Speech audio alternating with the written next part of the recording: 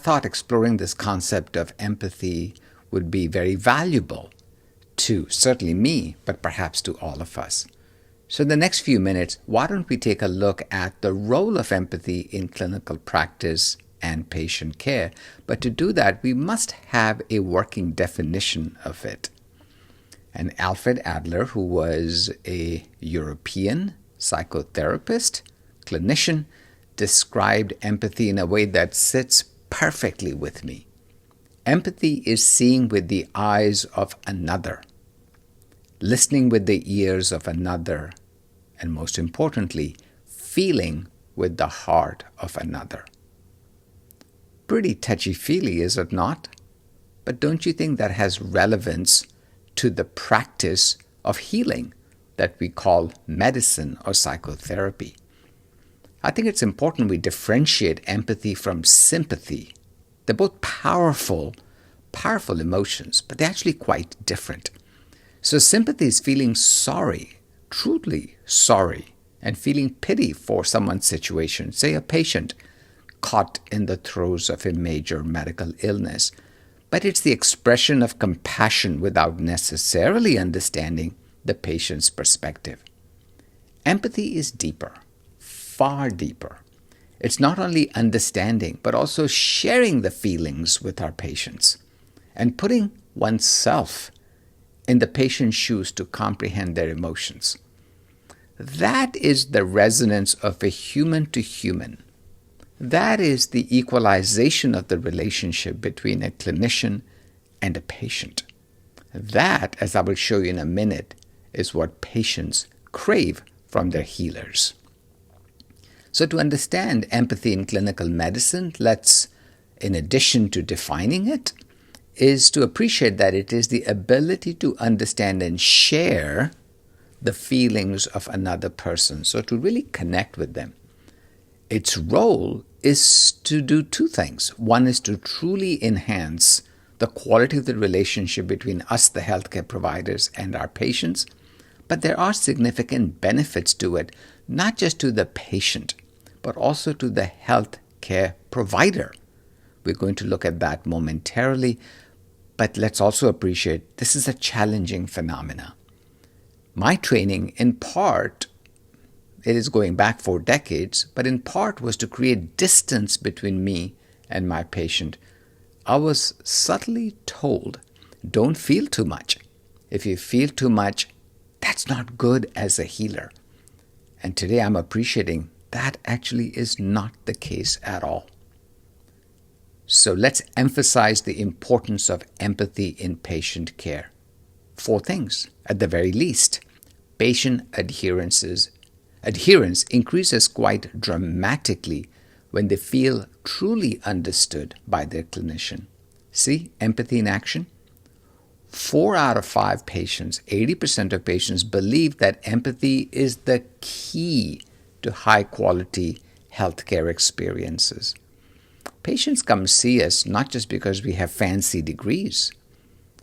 They come to see us because they want a human with expertise to connect with them, to certainly offer them expertise from their field of knowledge, but also to connect with them as human beings.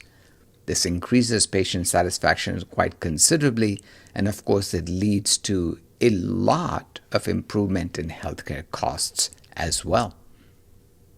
Empathy is a key component of effective communication. It can percolate down into the very being of our connection with patients.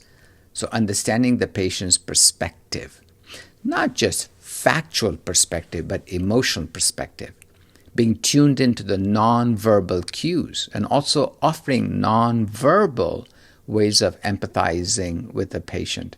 Eye contact, not interrupting, feeling the distress of the patient, appreciating the distress of the patient, knowing that if the tables were turned, you and I would be feeling the same distress ourselves, is indeed empathy. And using language that reflects empathy is very important.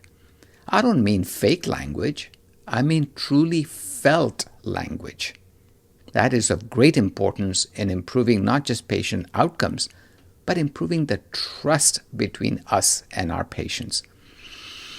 All of us have been patients ourselves at one point or another. Just reflect for a moment. What is it about clinicians that you didn't like or liked? What was the difference between those two groups of clinicians? And I bet you the ability of a clinician to express genuine empathy was one of the reasons why you and I bonded with a clinician, trusted a clinician.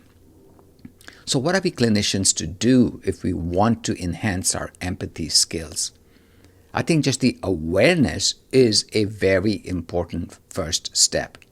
But we could enroll in empathy training programs that many universities, many residency programs offer, and the use of simulated exercises can be very helpful.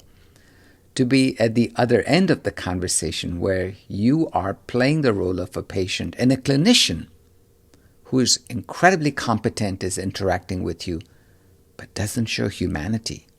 What does that feel like? What does that do in terms of outcomes? And of course, as peers, we can help raise each other in this conversation regarding empathy. And of course, promoting self-care practices. If I'm empathetic to myself, it will percolate out through my interactions with other fellow human beings, including patients.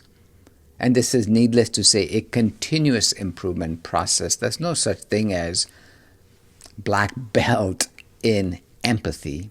It's a continuous process. There's no such thing as a person who's hopeless, but there's also no such thing as a person who has achieved such a high level of empathy that they don't need to further be thoughtful about it and to improve it. Empathy is a wonderful skill to develop, and here is a 5-step process we could be taking. First of all, what we're doing today. Empathy training is important. Workshops may be very valuable. Using case studies to see where things work out, don't work out, receiving feedback, and of course, appreciating that this is a longitudinal process. There is no such thing as we are done with it. And cultural competence is part of empathy expression. So appreciating how different cultures would accept and understand the role of empathy is very important. And I've got 5 things for you to perhaps review to see how appreciating, even inside one culture, how different people view and need empathy, but the central theme that empathy is a necessity for all is crucial. So let's kind of, as we wrap up our time, look at 5 critical issues in this whole aspect, whole conversation about cultivating empathy. 5 things. Promoting active listening. This is not just giving eye contact, but listening, truly listening, not offering advice, listening. Encouraging perspective taking. So to try and view it from a patient's perspective. What are their thoughts, their beliefs? Nonverbal communication may be 50% of the interaction we have with our patients. And of course, expressing verbally our empathy that we genuinely feel for the patient's predicament. And this, of course, builds trust, improves adherence, and improves outcomes. So 4 things to keep in mind. Empathy is not just useful for patient care, it's also good for self-care.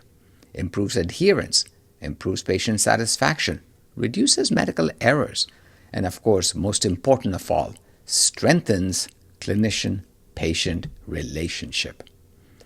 Let me leave you with the final quote as we end our time together, and this is from Stephen Covey. This is what he says regarding empathy as a tool for building trust in life, not just in medicine. When you show deep empathy towards others, the defensive energy goes down and positive energy replaces it. That's when you can get more creative in solving problems.